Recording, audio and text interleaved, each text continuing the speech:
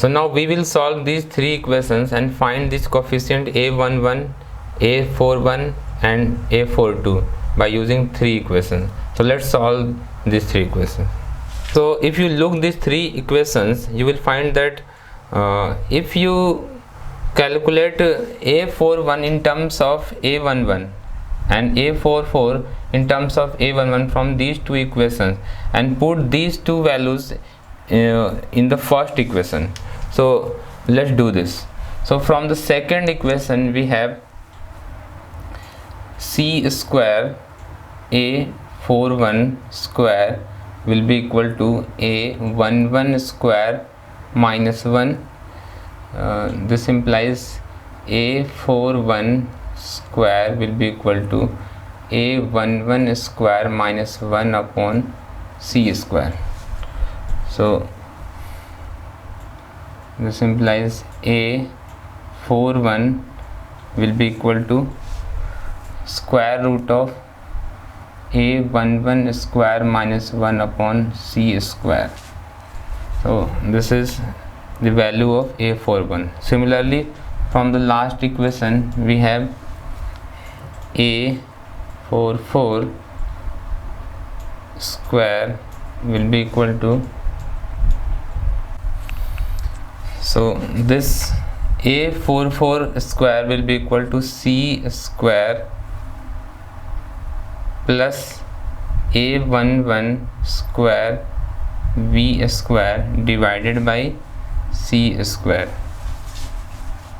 So a44 will be equal to square root of this c square plus a11 square v square divided by c. Now we have a41 and a44. Let put these two. This is probably this is written wrongly. This is 44. This is 44, not 42. It was wrongly written as 42, but it should be a44. You can check it from the previous equations. So now let's put these two values in the first equation. So you will get a11 square v plus c square into a41, which is this. So this is equal to a11 square minus 1 upon c into this a44. So this is square root of c square plus a11 square v square upon c. So these two c will be cancelled out from this c square term, and this is equal to 0. Here is it 0. So now, and these are the Lorentz transformation equation up to now which we have derived. So a11 square, these two terms should multiply in the square root. So a11 square plus square root of these two terms, a11 square minus 1 into c square plus a11 square. Here v is missing, this v. a11 square, a square 11 v. Okay, so this is a11 square v square. So this is equal to 0. If you take this square root term on the right hand side, it will be a negative sign. Then squaring both sides, you will get a11 to the power 4 into v square is equal to, the square root will go and you will have a11 square minus 1 into c square plus a11 square v square. So let's multiply these two terms. So it will give c square a11 square plus a11 to the power 4 v square minus c square minus a11 square b square. So these two terms will cancel out and you will get so these two terms contain a11 square. So I am taking this in the left hand side, c square, this is square left hand side, and take a common a11 square.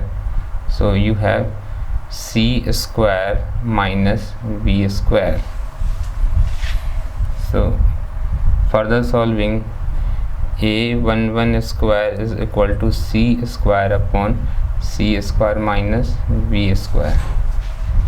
So it will be equal to, if you divide the numerator and denominator by c square, you will get 1 minus v square upon c square. So this is a11 square, and a11 will be equal to the square root of this whole term, which is square root of 1 minus v square upon c square. So the one of the coefficient we have got a11. Similarly, you can find these two values. If you put the value of a11 in remaining equations, like if you put the value of a11 here, then you will get the value of a44. So let's do this. So let's calculate this a44. So for that we can have this third equation. So a44 square is equal to c square plus a11 square v square divided by this c square. It will divide. So let's check once again. So a44 square will be equal to, okay, it's right. So let's put the value of a11 square. So you can put these values, or I'm just putting this value a11 square. So you will get, just divided by c square, so you will get 1 plus v square upon c square into this a11 square is c square upon c square minus v square. So these two c square will go and you will get 1 plus v square upon c square minus v square. On summation it should give v square will cancel out and you will get c square upon c square minus v square. So this is a44 square. So you are getting the same value a11 and a44 are same. So this is also equal to a44, because this will convert into this, and when you will square root you will get the same value of a44. And for the last term, this a41, you can use this equation or this equation. So if you use this equation, then you have to solve, and you will find that due to this one you will get a quadratic equation and it will give you two roots, so one positive and negative. So you have to think again then which root should be correct, negative or positive. So you can solve by this equation, but I am not doing with that equation. We have the value of a11 and the value of a44. So let's put these two values in the first equation, because there are only two terms. Okay, here we have three terms and it will become a quadratic equation, so it can take more time. So let's solve this equation. So let's put these values here.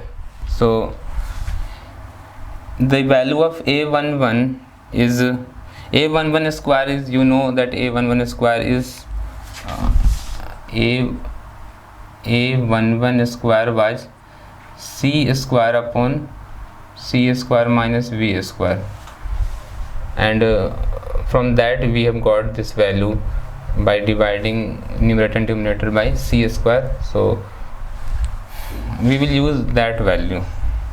So a11 square is c square upon c square minus v square into this v term plus c square into this a41 and a44.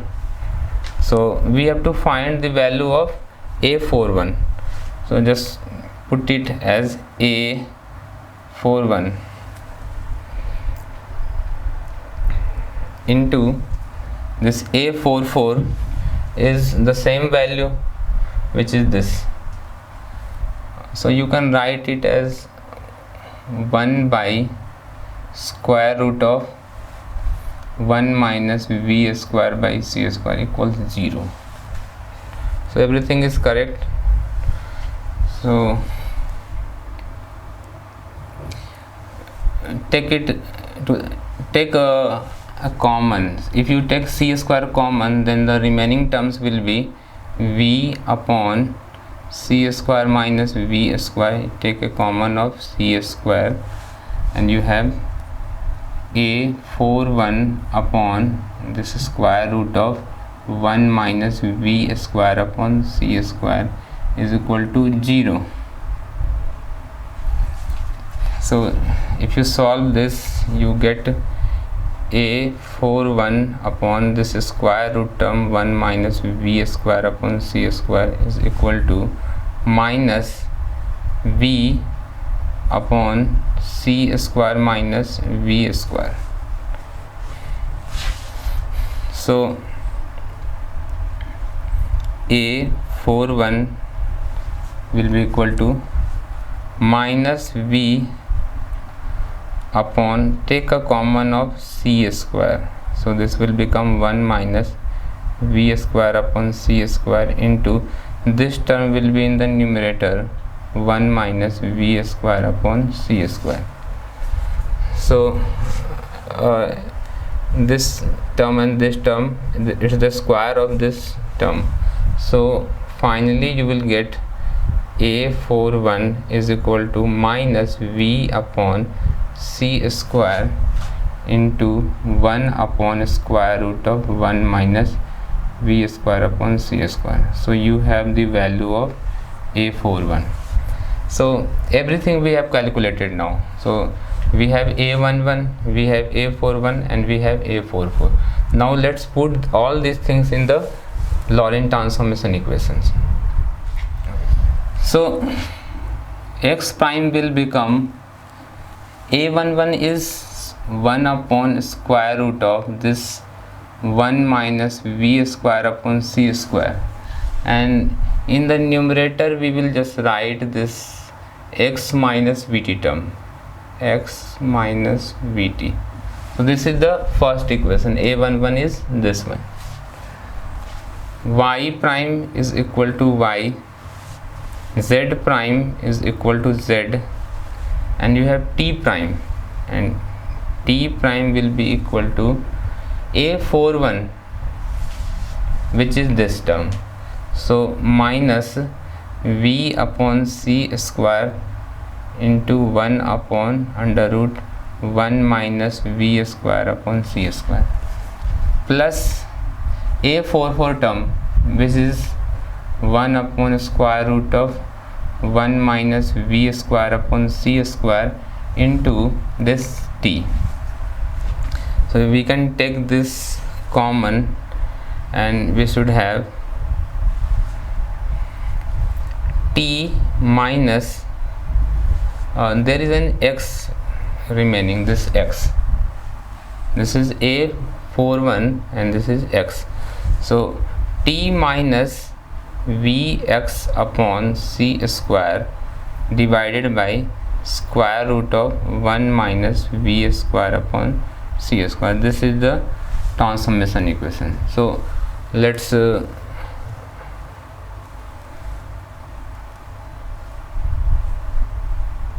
finally write these equations. So these are the four, these three, and the fourth, this is T prime, Lorentz transformation equation. So the sufficient condition that these transformation equations should reduce to the Galilean transformation equation when, for the limit when V is much less than C, these transformation equation must convert into the Galilean transformation equation. So if V is much less than C, this implies V by C will be very less. So V by C you can take it as 0, just take out to be 0, because V is much less than, for ordinary speeds V by C is approximately 0. Sometimes this V by C is referred as beta V by C, because we are going to write this equation, these equations in a more suitable manner. So this V by C term will become 0, so the denominator will be 1. So in that case x prime will become equal to x minus vt. Simply this term, square root term, will become 1. Y prime equal to y, z prime equal to z, and for this term v square by c square term, this whole term will become 1. Now you know that v by c is approximately 0. V by c, this vx term divided by this c square, this c square term is very large, so this completely goes off and you get t prime equal to t prime equal to t. So here we can see that for ordinary speed, when v is much less than the velocity of light, the Lorentz transformation equation should give you the Galilean transformation equation.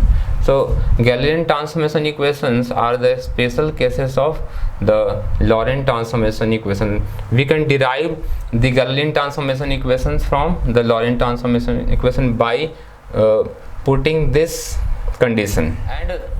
And for the case when this S prime observer is at rest and this S observer is going in backward direction, with, or S is at rest and S prime is going in opposite direction, then all the equation will convert like this. You have to replace V with minus V, and all the equation will be correct. That you have to replace this term x by x plus vt, and here also. So the Lorentz transformation equations are those suitable equations which can express the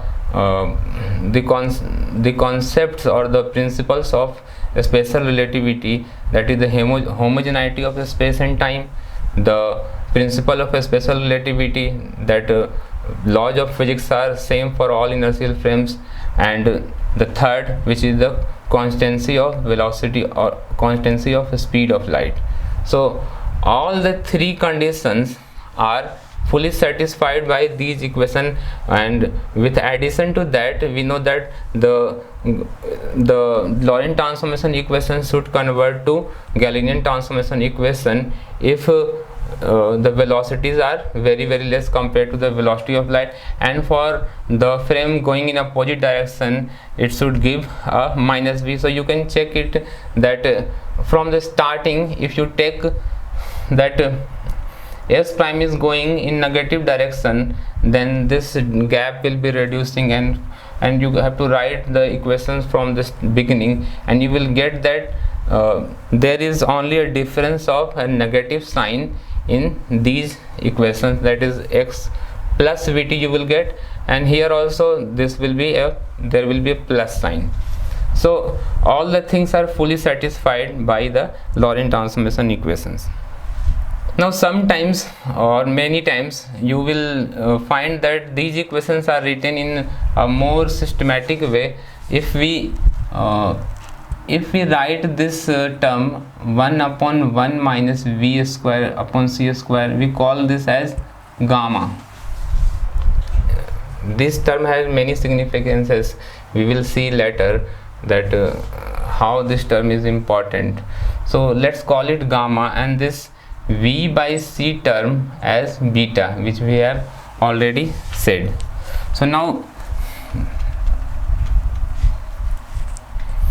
now you have this beta and gamma term. So let's write these equations in those form. So x prime will be equal to, now you can write this v as beta into c. So we will replace this v term, so this will become gamma into x minus this v term we will write as beta ct. So we have gamma x minus beta ct.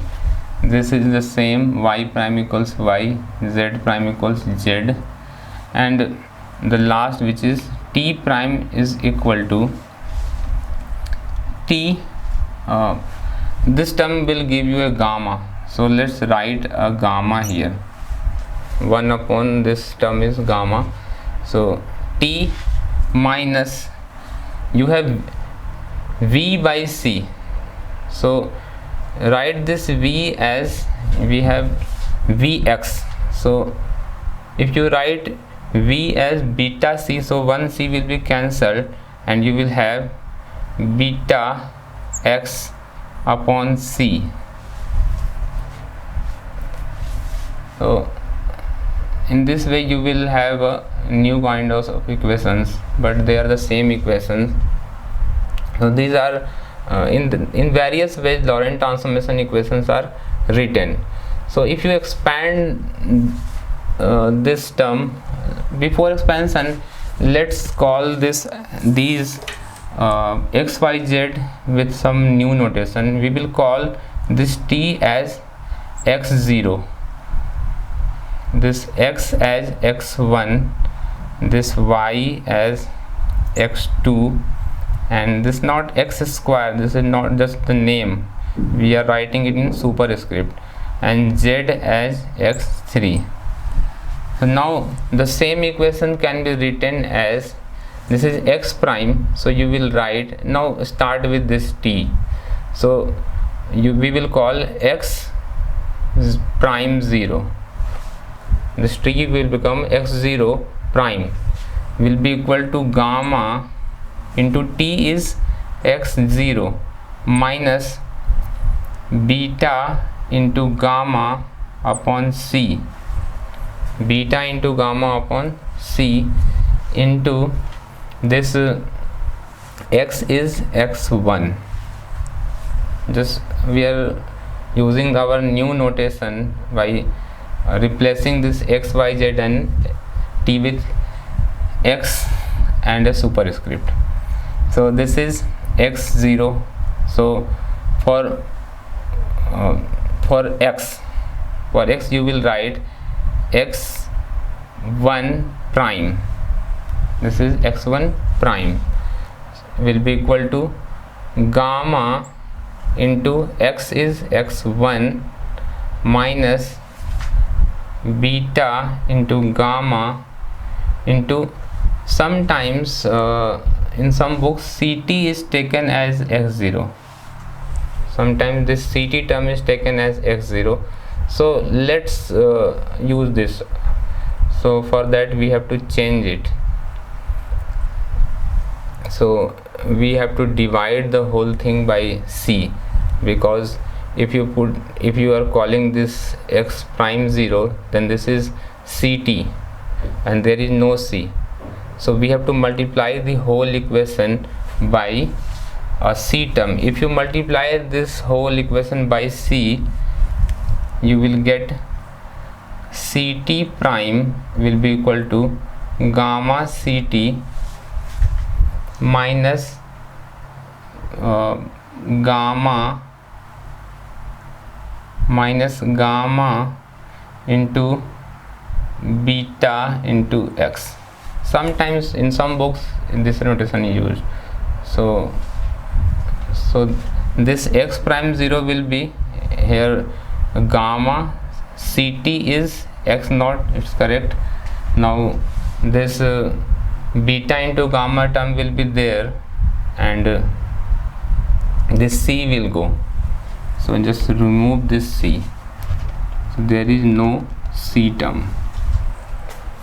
So you have only beta into gamma and x is replaced by x1. So this is the first equation. Now for the second one, you have gamma into x is x1 and beta into gamma into, call this ct term as x0. So this is the advantage, that you are calling this two term will become all, or if you are not using, then you will have 4 terms here. So now this y prime will become x2 prime will be equal to x2, and this not z, but we have rather replaced it with x3. x3 prime will be equal to x3. So these are the final Lorentz transformation equations. Now again you can write it in the form of matrix. So we can do this, and we will do this in the next lecture. We will start with the same derivation, not the whole derivation. We will start with this and we will write this in a matrix form, and how the matrix form will be helpful for us. So now we can write these 4 equations in a combined way in the form of a matrix like this. So this will be x naught prime, this is x0 prime, x1 prime, x2 prime, and x3 prime. In some books like in the Introduction to Electrodynamics by Griffith, you will see that a bar is used instead of these primes. So we will write a 4x4 matrix and a 3x3 column matrix. So why we are writing this in like a column matrix? That you know that every vector is represented by a column matrix, and you will find that the this Lorentz transformation equation suggested that space-time is 4-dimensional. It has a geometry of 4 dimensions, and it was first proposed by Hermann Minkowski. So we will go into that in our later lectures, but for now you can see that it's like a position vector. So every vector is represented by a column matrix. So let's write the column matrix. This is x0, x1, x2 and x3. These are the 4 coordinates which represent an event in the 4-dimensional space. We will come to why it is a 4-dimensional space. We have already discussed this in the block inverse theory, that in relativity we have a 4-dimensional world. So we are just writing this equation. So for that we have to write the 16 terms here, so that it will give these equations. So first you have to write this x naught will multiply with gamma. So write here a gamma. So this will multiply with, and we have x1, so write here as minus beta gamma, and the rest will be 0. So we have the first column ready, first row ready. Now for the second one, for the x1 prime, there is x naught term here. So we have to write minus beta gamma, because this will multiply with this row into the column. So it will multiply with this, giving this term, and the second will be this gamma will be here, gamma. So we have written the gamma term. Now the rest will be 0, because there are no x2 and x3 terms. And for these two we only have x2. So this is 0 because the third term is x2, so this will be 0 and there will be 1 and 0, and similarly this will be 0 0 1. So now we have the Lorentz transformation written in matrix form, and this matrix is written in a symbolic manner or in a compact manner like this. Often while studying a special or general theory of relativity, these equations are written in a very compact form like this. We write this as x prime mu is equal to sigma, lambda is some parameter which is here is x nu and mu, where the value of this nu goes from 0 to 3. So if you want to write, for example, these mu values also goes from 0 to 3 because this will give you 0 1 2 and 3. So for example, if you want to write x prime 2, then mu is equal to 2, then you will write a summation over this term. So you will write it like lambda, here it will be 2 because mu is 2, and it will go from 0 x0 plus lambda 2, here it will be 1 x1 plus lambda, here it will be 2 x2 plus lambda, here it will be 2 and it will be 3 x3. And basically these terms lambda 1, these are the row and column, these things represent the row and column. For example, you have this 2, so for this x2 we have this row. For the row this 2 is fixed, and for the column this is the first column, second column, third and fourth. So these values are changing. So basically this 2 0 will be this term and this will be the second term, and you will find that this x2 is, this term is 1 and so on. So we write in a compact form. This is just to write the things in a simple manner. So, there is one more kind of a story goes with this, that Einstein dropped this sigma terms because always you have to sum, because if you have a lower index and upper indices, then you can sum it like this. You can directly write without writing the sigma, just write it as lambda mu nu x nu. So these lambda terms are the terms of this matrix, and x nu is the old coordinate in the S frame and this is the S prime frame. So we will come to this in our coming lectures. So you could just know that there is a way to write it, or in a fashion to write it like this.